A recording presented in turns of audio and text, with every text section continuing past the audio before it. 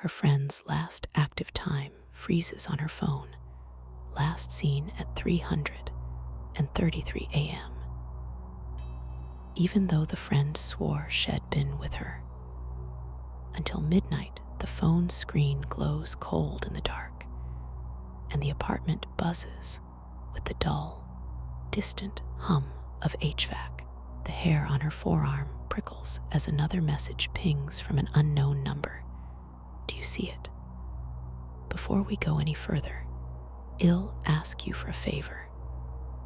Like the video, subscribe to my channel, and leave a comment below this video with what time you listened to this story. She sat very still, the phone a small, pale sun cupped in her palm. The rest of the room was a soft, forgiving dark. The couch a lump of shadow, the lamp a halo she kept telling herself she would turn on, the kitchenette a suggestion of cold metal. She should have been sleeping. She should have put the phone down when the clock clicked past midnight, and her friend had waved goodbye, breath fogging the hallway as they shut the door. But the light on the screen had stuck to her like a bad memory. And now the light said 333 and would say nothing else. She told herself the timestamp was a glitch. Sometimes apps froze. Sometimes the internet hiccuped. She told herself the building's doorbell footage would show an ordinary night. Faces arriving, shoes scraping the mat, keys, the last elevator ding. Instead, she pulled up the feed, and the hallway was a photograph that had been dunked in cold water. The timestamp was a hard, clinical thing, 333, white on black.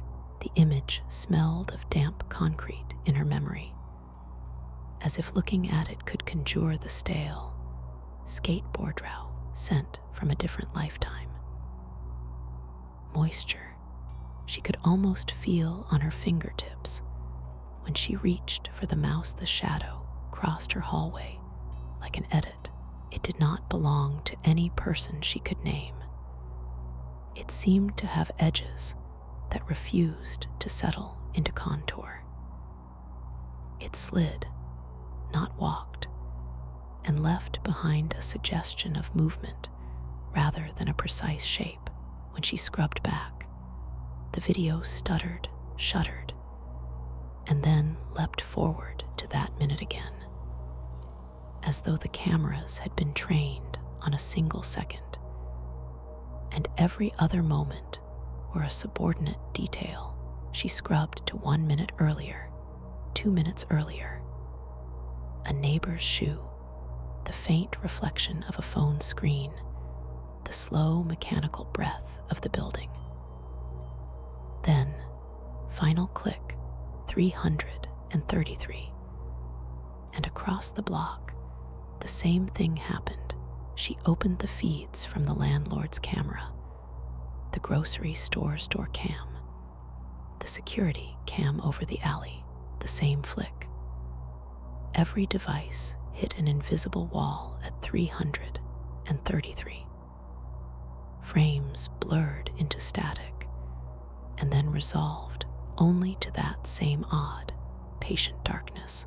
From the shop front, a silhouette paused as if to regard the cameras, but there was no face, only the suggestion of shoulders bent in a way that did not read as human.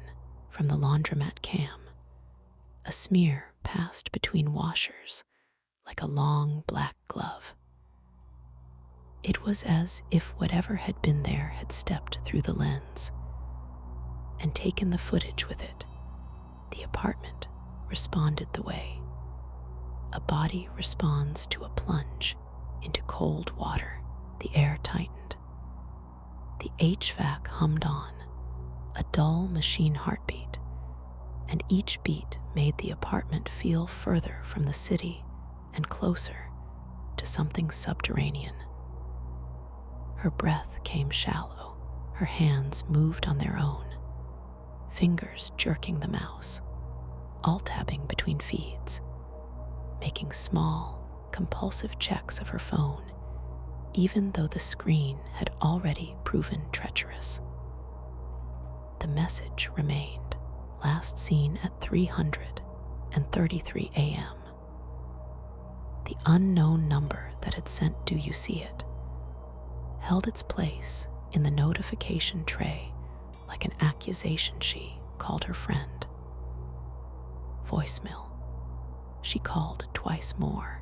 The last call showed as outgoing, and then a blank circle at 311, then nothing. She checked the delivery receipts, the read receipts. The phone's language was that of a ledger, ticks, timestamps, flat evidence that refused to explain itself. She texted, fingers trembling around her own certainty. She typed, "Are you there?" and waited until the small gray ellipsis blinked and then stopped. The phone, alive with possibilities a moment before, went cold and final outside. A car horn sounded, distant and half-lost. The kind of sound that belonged to a street 2 neighborhoods away. It was a reminder that life continued in parallel, indifferent. Inside the apartment, the feeds all looped. She scrubbed the camera in the stairwell and watched the blurry stair rail take on a new kind of menace.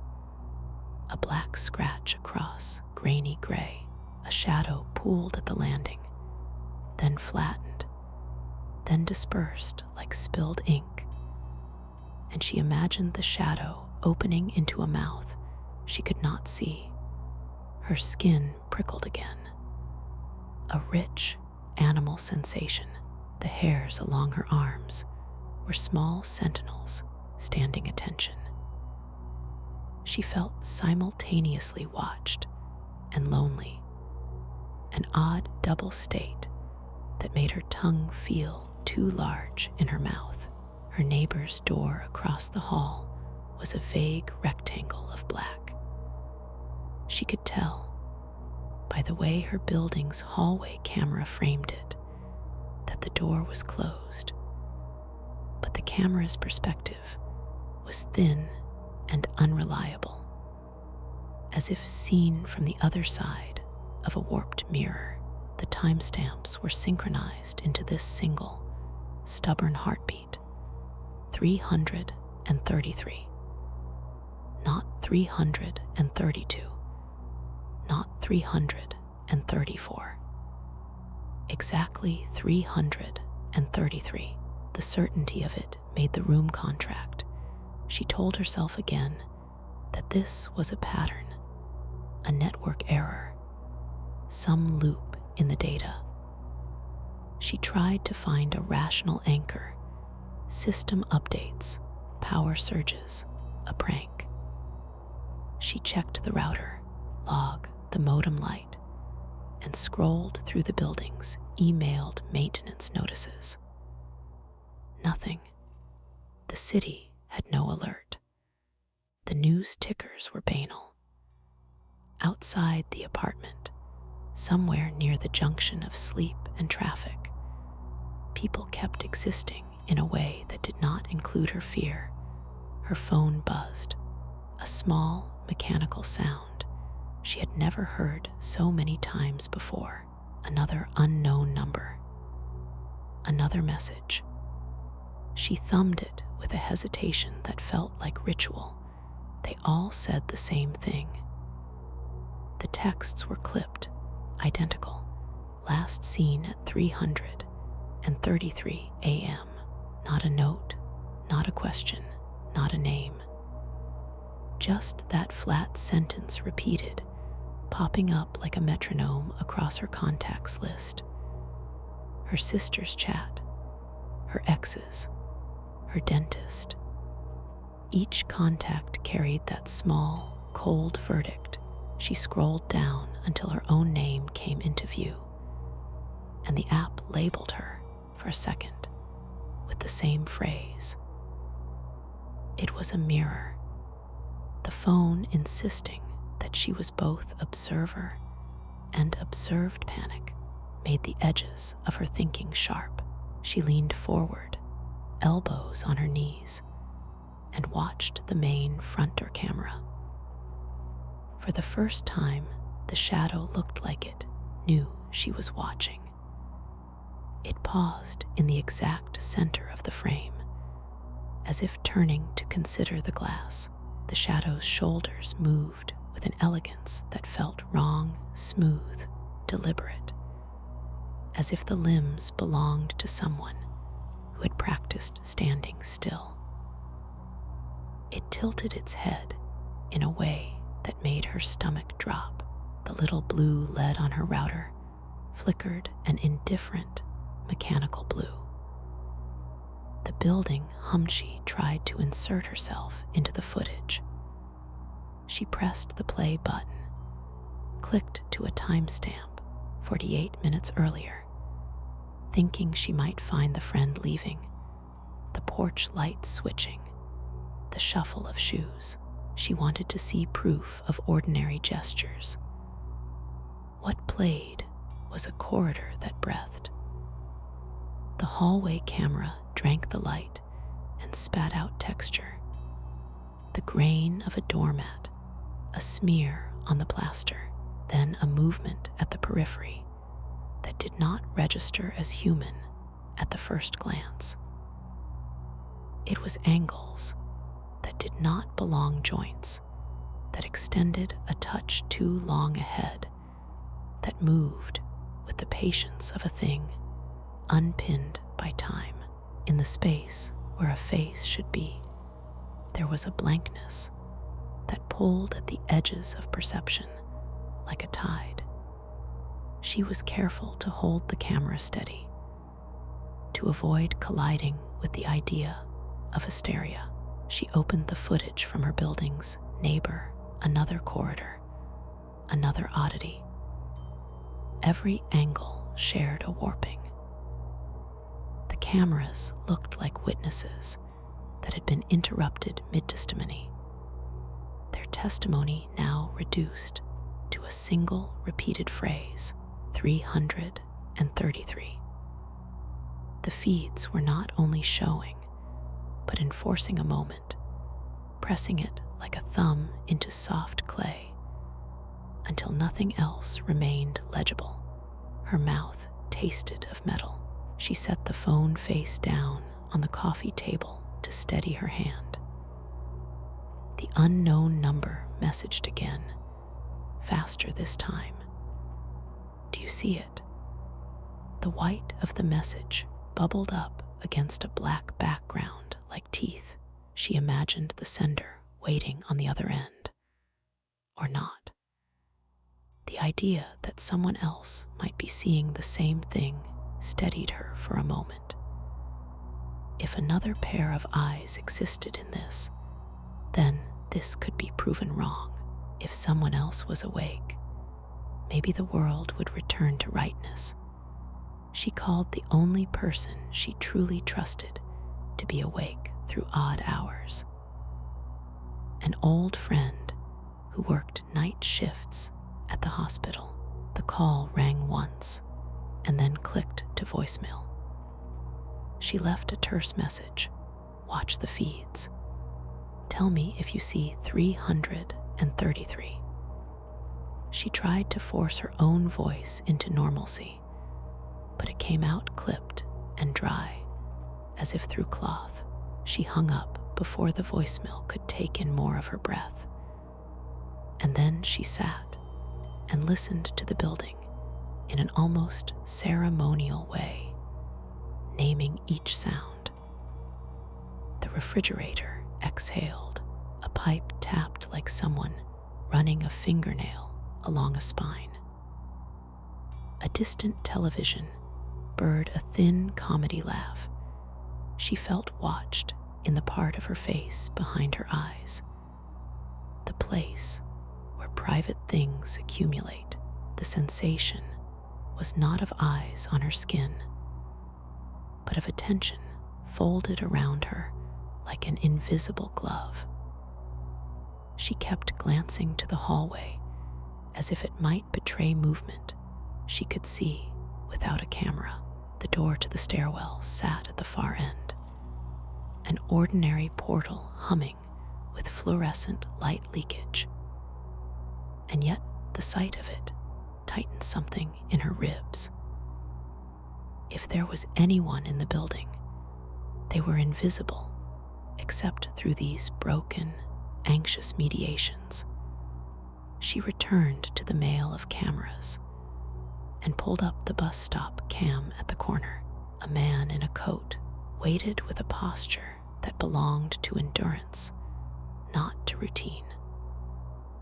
The camera caught him leaning into nothing and then straightening, like a tree unbending from wind.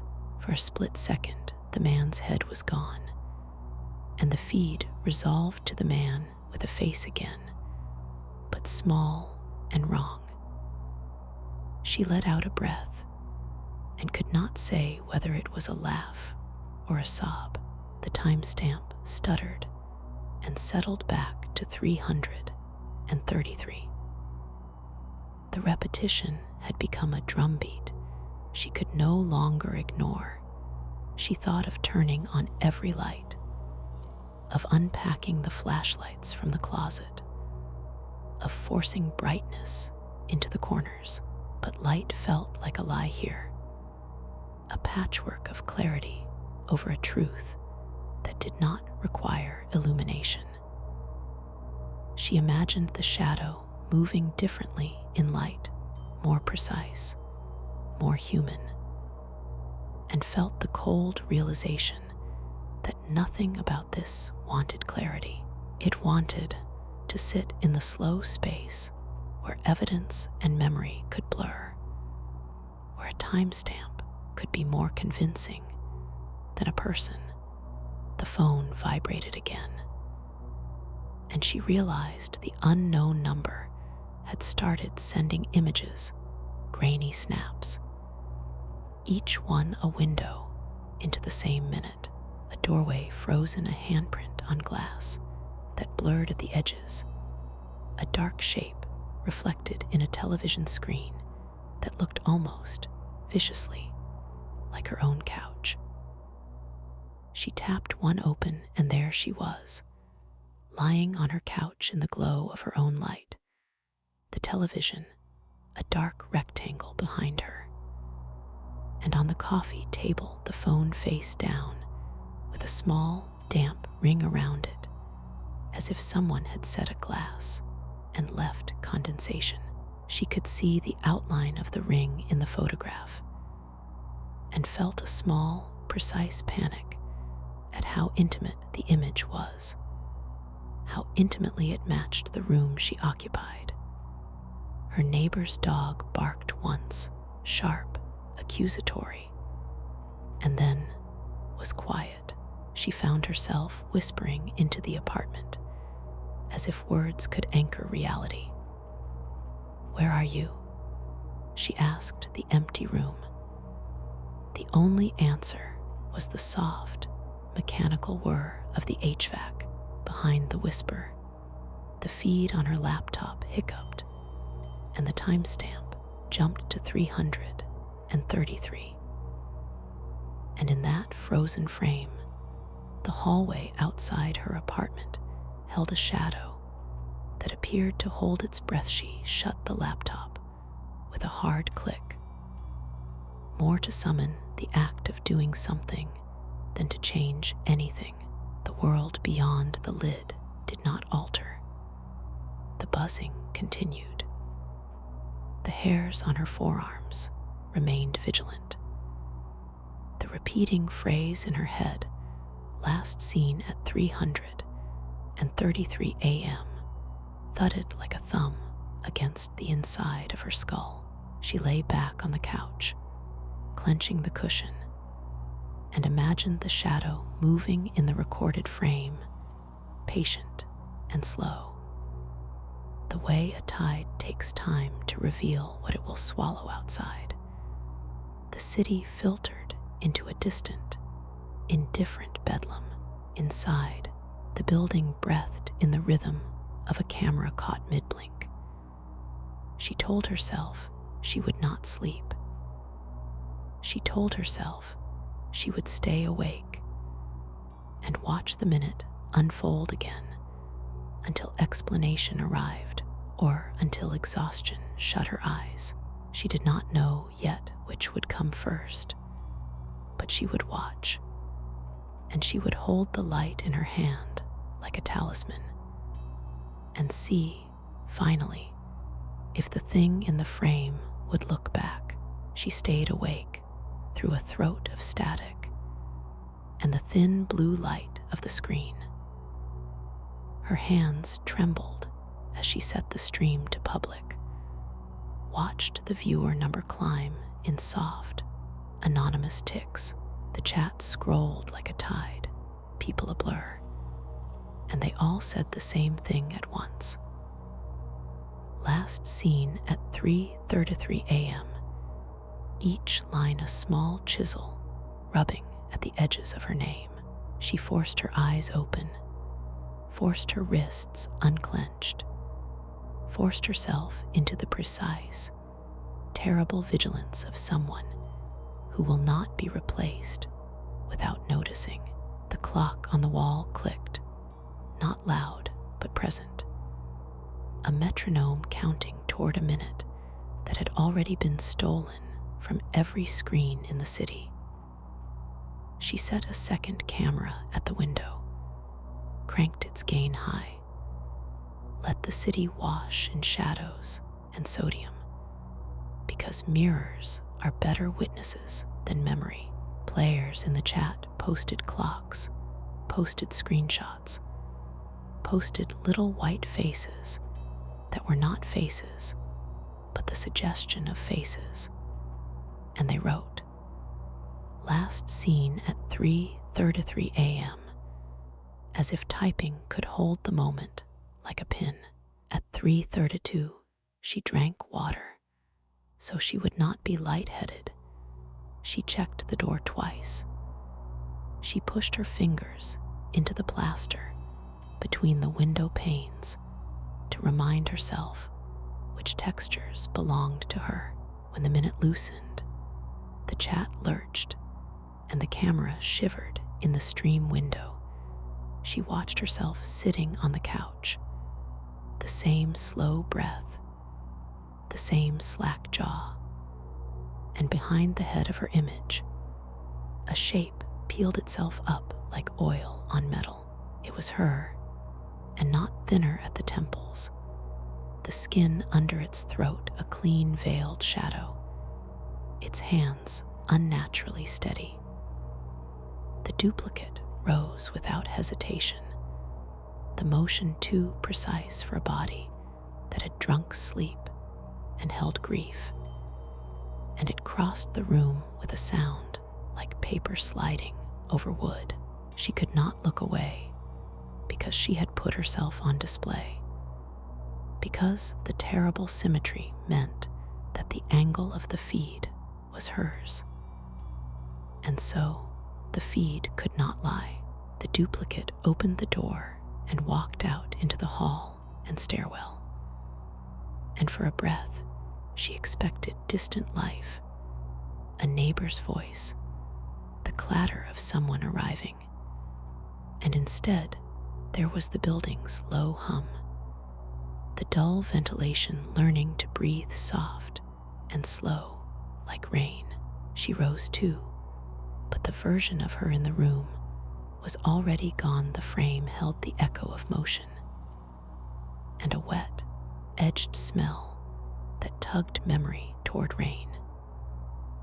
She ran into the hall, bare feet cold, keys like small fish between her fingers, and the light in the corridor was wrong, flattened, stretched, and at the end of it, the duplicate's coat hung on a hook, as if someone had just dropped a shadow there. Her chest felt raw and small, an animal panic, medical and tidy. Insisted she call the police, file a report, get someone official to say her name out loud so it would mean her. She did not call. Instead, she set every camera she owned, a constellation of little red dots, each one pointed at the window where she had watched her body rise and leave.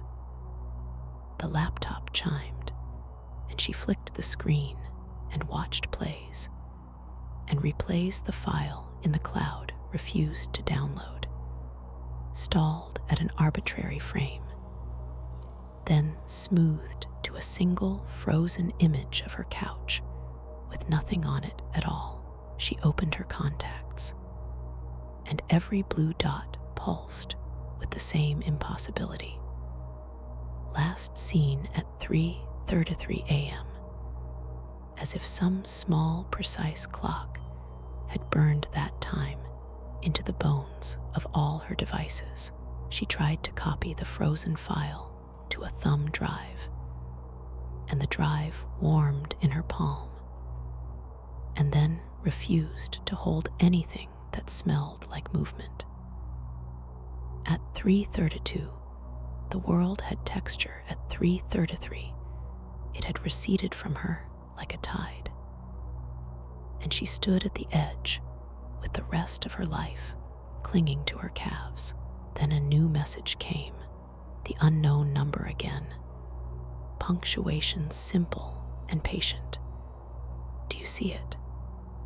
She could have deleted the thread, thrown out the phone, left the apartment, and never looked back. But curiosity and a precise anger held her like a clamp.